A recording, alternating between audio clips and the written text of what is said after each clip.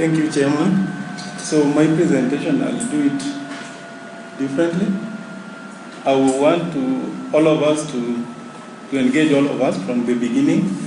So each and every person must have a question. If you don't have a question, I'll ask you a question. So we'll make sure that you are attentive. So the title of what I'm going to talk about is phenotyping strategies, which is majorly on how it can reduce cost without compromising genetic gains in a breeding program. So in a breeding program, there are several issues which we also have to take into account. One of them is that we have to make sure that we have an breeding objective, which should always be inclusive. I think in Egerton, as far as INSEAD, we have made some progress on that. Then there is issues of breeding schemes. We have to decide on how are we going to disseminate the technologies or maybe the genetic materials which we get from our breeding program to the target groups. And another one is about selection. How are we going to select those candidates which we are supposed to use for breeding, or those ones which we are supposed to take to the farmers? And it is a challenge always, because in most cases there is issues of recording. We have to select those animals based on their performance. And recording is a very big issue, especially in developing countries. And more so to species which produce many offspring, like in poultry, pigs, can say fish, and others. Because we have so many candidates, and we have to make sure that the ones which we are selecting are the best. So in most cases, we have always phenotyped, or I can say record all the animals. And when you record all the animals, recording comes with a cost. So at the end of the day, that cost must be passed to the consumer. So the end product can become expensive at some particular point. So how can we reduce that cost? So that is what we are trying to look at in this scenario. So the questions are, is there a possibility that we can phenotype just a given proportion of animals which we will really need at the end of the day, and it doesn't affect the genetic gain? Then the next question is that how will the genetic gain and even inbreeding within the program will operate or will behave? So to do this, this was a simulation. So I did a scheme which has approximately 1,000 animals per generation. So I was selecting 10 cocks and mating them to 100 hens. So that is 10 hens per cock. And I was expecting that the products I get, the offspring, has a sex ratio of 0.5, and that is always normal. So it was a simple simulation just to see what will really happen. So I used only one trait in the breeding objective. When we were setting the breeding objective for poultry in Kenya, we realized that it is more profitable to raise indigenous chicken for meat production as compared for egg production. So that is why I decided to use growth rate here. And the analysis went for a period of 20 generations, and I had 100 duplicates for each scenario. So these are how the phenotyping strategies were. They were based on the information which we have from the parents, because when you hatch an individual, the chicks, they don't have much information. But if you have information from parents, then we can trace it from them. So I had 3 scenarios.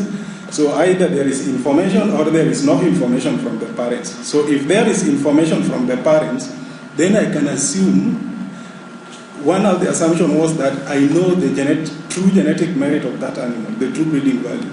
But remember, in the real sense, we always don't know the true breeding value of an individual.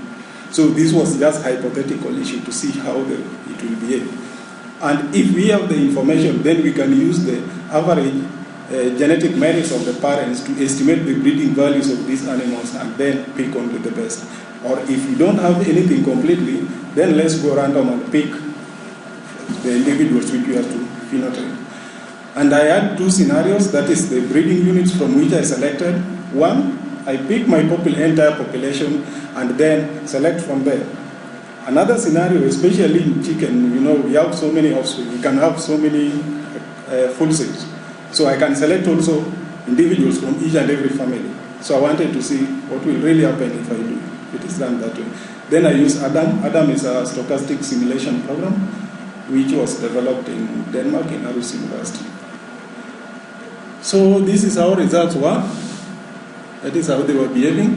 So the ones which are dotted are, the dotted ones are the between the families, which means I'm selecting within the family, and the ones which are not dotted are, I can call it a cross population, where the entire population was picked and then we select from there. So if you see the way they are behaving, the red ones are high, and that one was expected, because if we know the true breeding value of an individual, we expect that surely it should be higher than what is estimated anyway. The green one is the estimated breeding value, where we use the parental averages to select these individuals. You can see it is the second best. Then if you have to go random, then you might not get the exact genetic gain as per required. You see they are converging at 100. At 100 it means that all the individuals in that particular population are phenotyped. So that is the maximum genetic gain we can achieve. So if you look at those two scenarios, especially if you compare in between the within family and also between family and across population, then you find that using the parental estimated breeding values to choose individuals across population will give us better genetic gain. That is the green line, the green thick line, the one which is not dotted. But if we use random, where we don't have information, or we use estimated breeding value, but we select from each and every family, or we use random and at the same time select from within each and every family, then you find that there is no difference. You can see what is happening here. In the real sense, if you look at it critically, all those strategies are just the same. Because if I select from each and every family, it means that even the families which are not well, which their genetic merits are not so good, will be participating, will be contributing to the general genetic gain.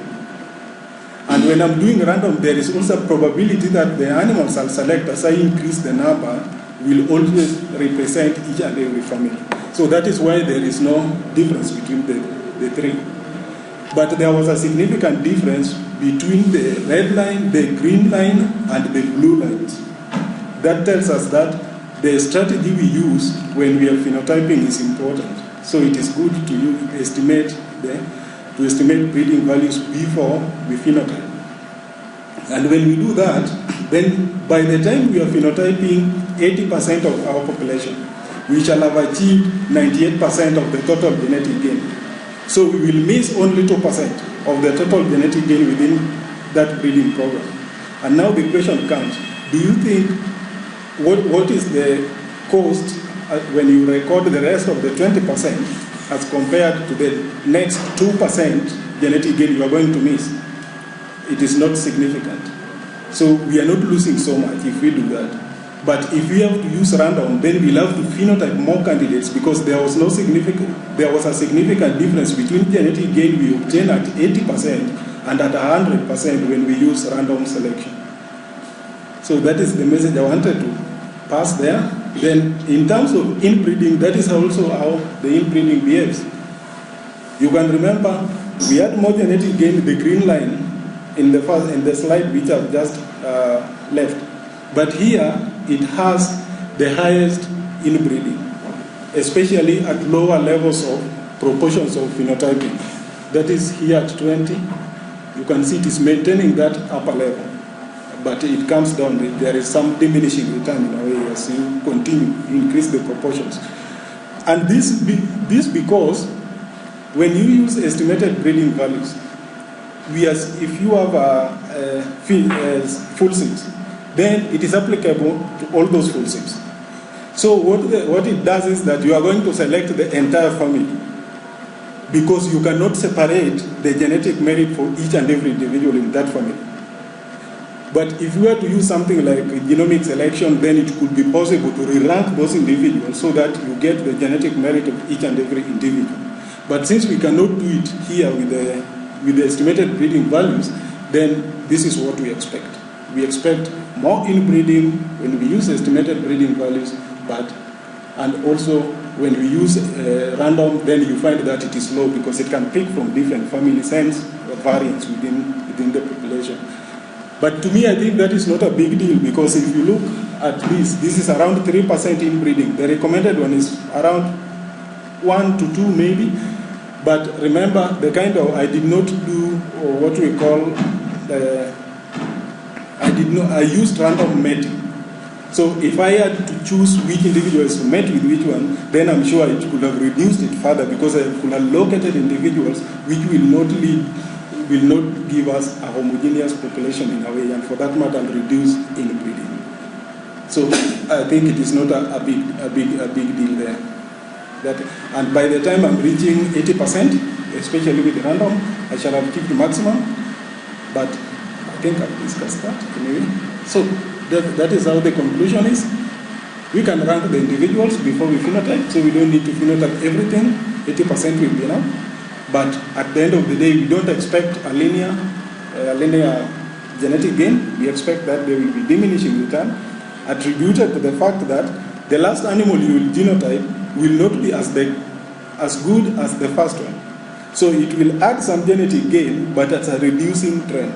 And that is why we are seeing that we were not getting the linear line. Otherwise, thank you. So now, since you did not stop me anyway and ask a question, it is now your time to ask a question, or I'll ask you a question. First question. Yes. What you presented, how can we incorporate this in I think this is very important in INSEED because INSEED, we are trying to develop a breeding program for chicken. And in this breeding program, we want that what at the end of the day will go to the farmer will be something which is affordable because there must be maintenance costs and the rest. And if we can phenotype only a given proportion of individuals, it will reduce the cost at the breeding station. And for that matter, the cost which will go down to the farmer will not be as much. And at the same time, it will help us also to decide on at what level maybe inbreeding are we supposed to maintain within the population in the on station. And then, you talked of if we genotype a proportion, or if we phenotype a proportion. Now, I don't know, because when you look at what we are doing currently, we have animals on station.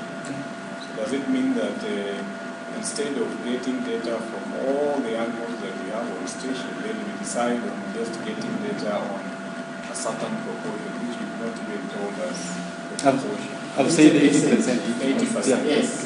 So if we take data on 80% and then we discard the rest, then there will be no problem. Then there will be no problem. It is 80%, but the 80% you are picking, you will get information from the parents because you have the parents. Let's say that you have hatched the offspring.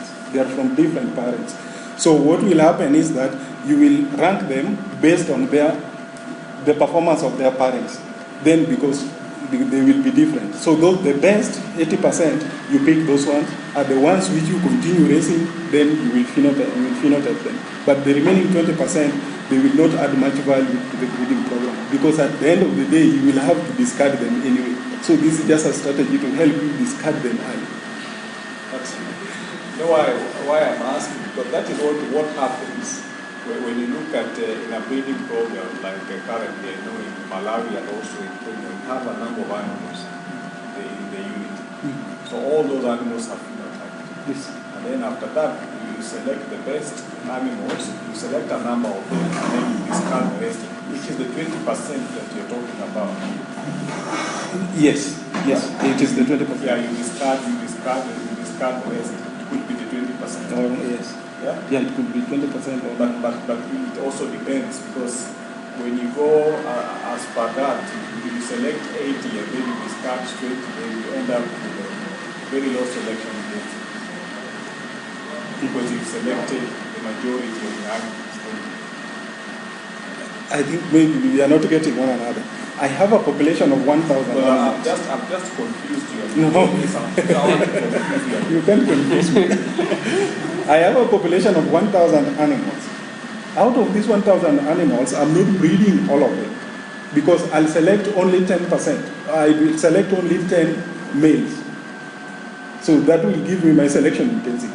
Because I have 1,000, I have 500 males, 500 females. So 10 out of 500 males and 100 out of 100 females.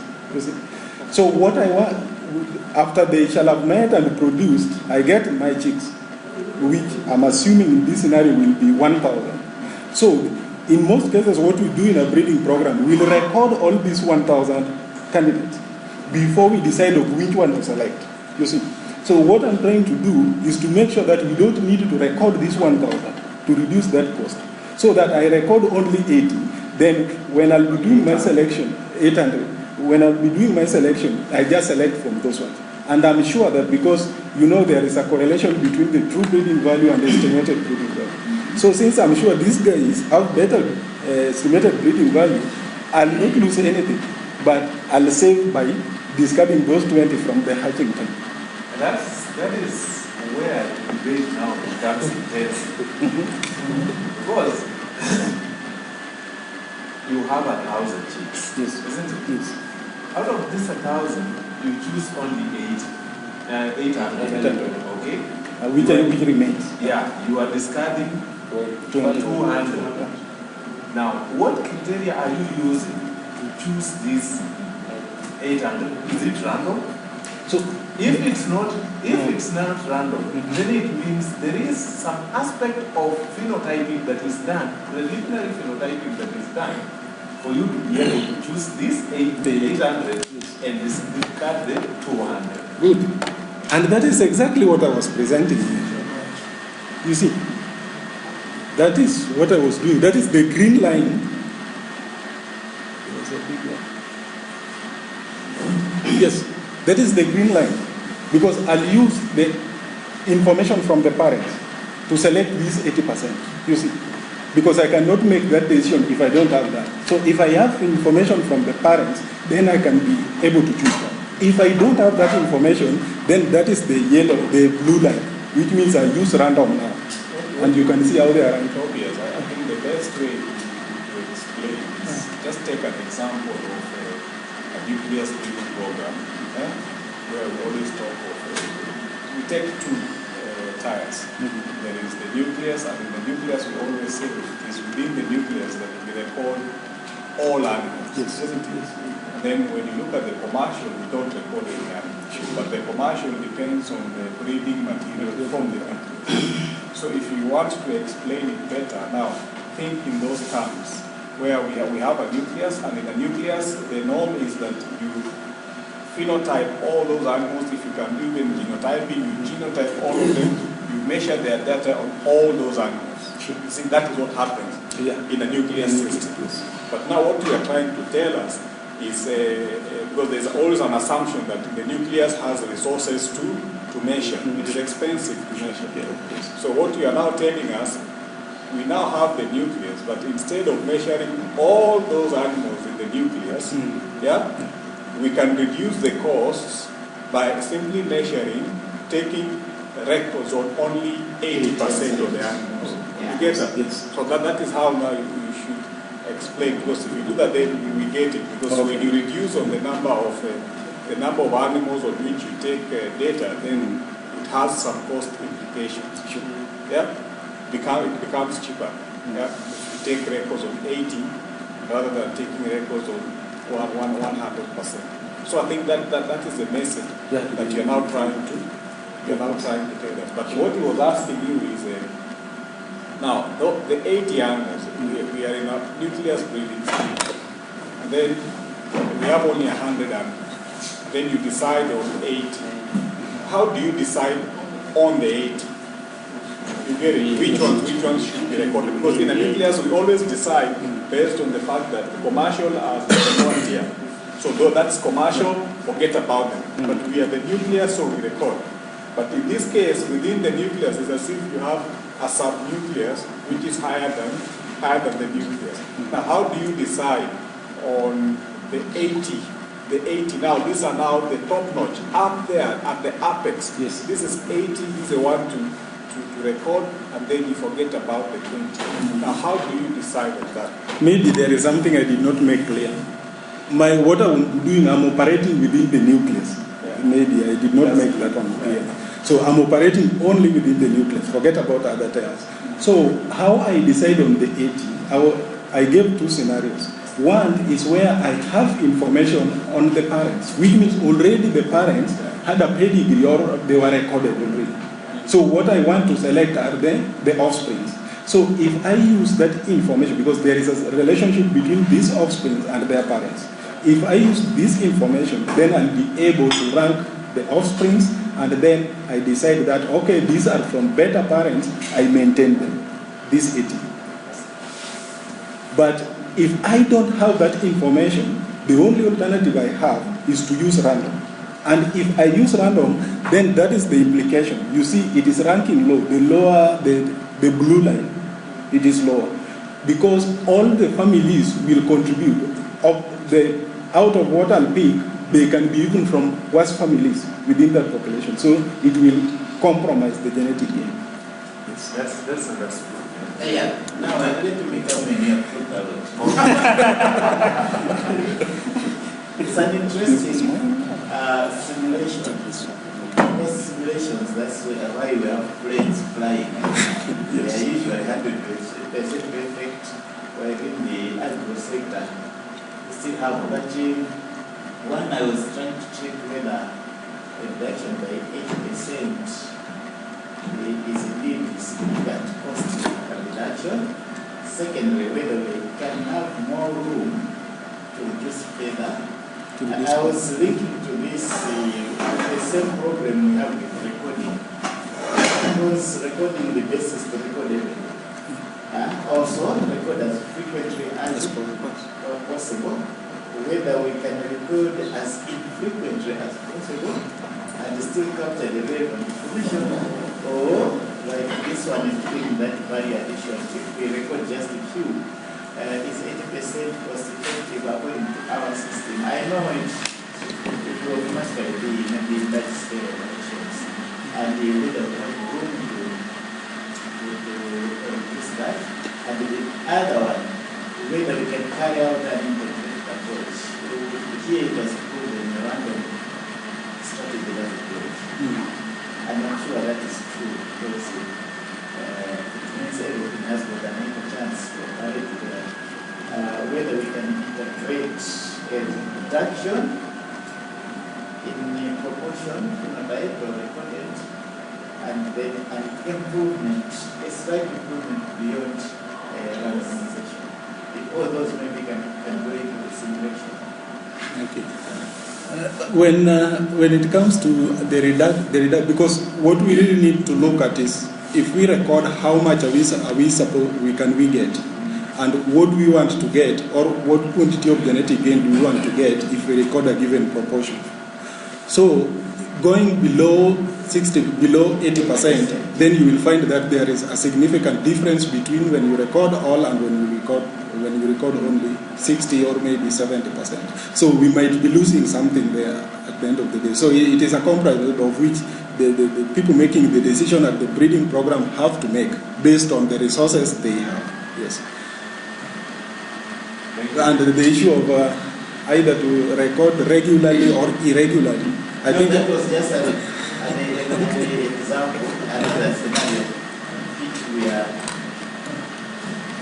I think this is now adding value to that. But the issue whether not completely leave it random, but do something about it. Yeah. A combined approach scenario. Daniel, you seem to add something. It was just a comment. Based on your discussion, it means you are suggesting, for example, moving from 80 to 60 or 70. Now, based on your discussion, it appears not true. The analysis is not more focusing on the cost, but you're looking at the breeding value. But I think in your title, whether you say reducing costs through breeding issues, but the whole program is now not focusing on the cost, but focusing on the quality in terms of the breeding issue. So I was a little bit confused. I'm not an expert in it. Well, maybe obvious before you comment. Yeah, so I was going to say, is it? bit of cost or trying to get the actual quality in terms of determining the breeding values or breeding programs as opposed to, of course, cost is just another implication on the approach. The main people who respond that and enjoy it would be like the title suggests. There's a component of cost reduction. In your discussion, you are concentrating so much on biological parameters. Okay? Now, maybe Daniel's concern would be to see what is the economic implication of moving from 100% recording to 80% recording or 70%. Because we have seen after 80, there is a significant difference in terms of breeding genetic gains, isn't it? But what about the costs? Are the costs also varying greatly when you come down beyond 80? Okay. So why I included the word cost there intentionally, and I was looking at, because this is something you get when you do that. I was looking from when you compare the costs which you will incur in the entire breeding program, if I record all the animals, and when I reduce maybe 20, automatically I'll reduce it by 20. So that is why I included it there. But since I was in the program, I worked only with one trait. So there is no need of taking care of maybe economic value, because I assume that it is one in this scenario, just to see how the trend will behave. But remember, in a breeding program, we always don't select only for one trait.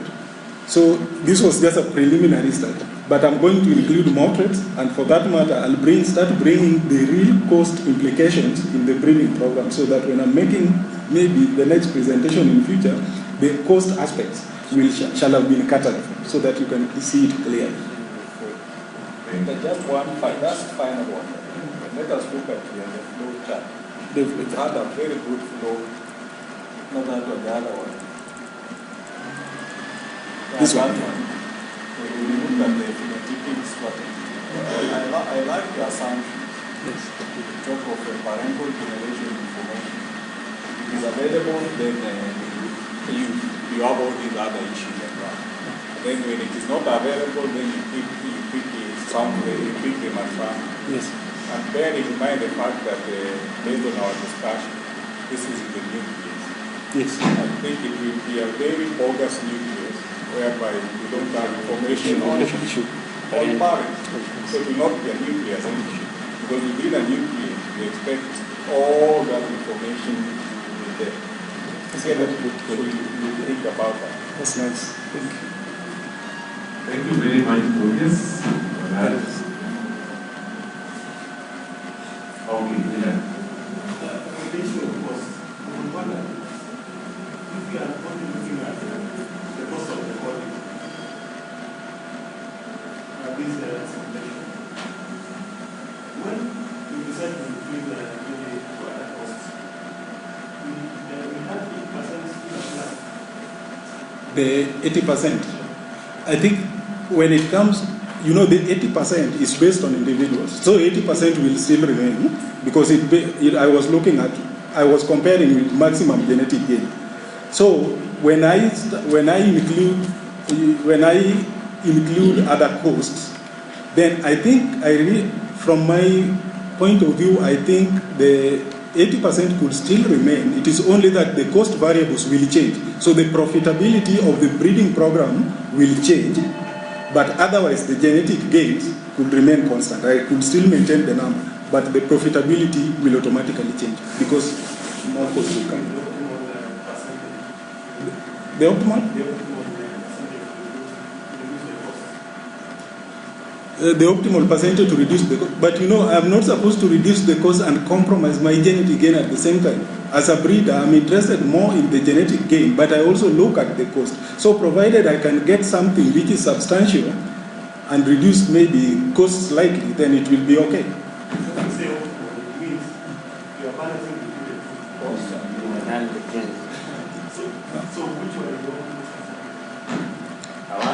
It is difficult to say that as per now, because I used only a single trait. Obvious. Let's discuss this over time. Let's have a look at the morning. You are lucky I did not ask you a question. But he's presenting all. No, I was supposed to ask you, but the chairman was